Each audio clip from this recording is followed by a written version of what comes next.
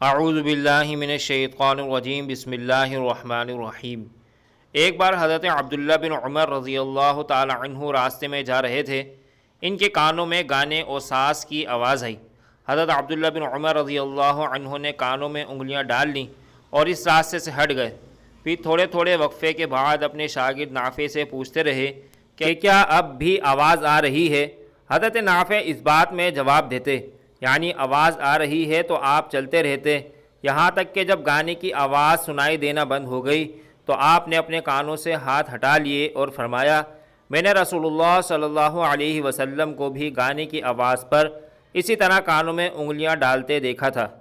ملاحظہ فرمائیے گانوں کی آواز سے کتنی سخت نفرت تھی کہ کانوں میں انگلیاں ڈال لیں۔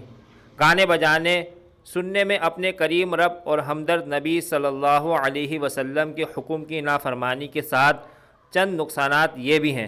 نمبر 1، دل میں نفاق پیدا ہو جانا۔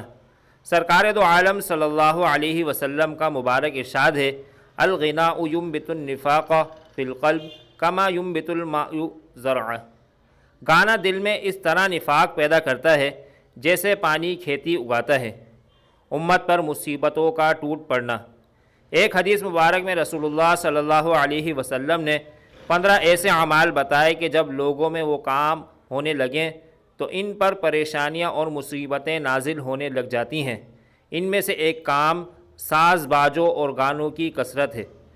اللہ تعالی ہماری اور ہماری نسل کی اس سے حفاظت فرمائے۔ نمبر 3، بے حیائی عام ہونے لگتی ہے۔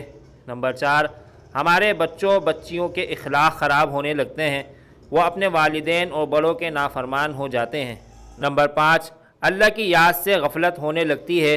نمبر 6، بے چینی، بے سکونی اور بے اطمینانی کی سی کیفیت طاری ہو جاتی ہے۔ امریکہ میں ہونے والی ایک تحقیق کے مطابق ہر سال امریکہ میں 600 نوجوان گانے بجانے کے اثرات سے متاثر ہو کر خودکشی کر لیتے ہیں۔ نمبر 7، احساس ذمہ داری ختم ہو جاتی ہے۔ نمبر 8، فحش اور گندی زبان استعمال ہونے لگتی ہے۔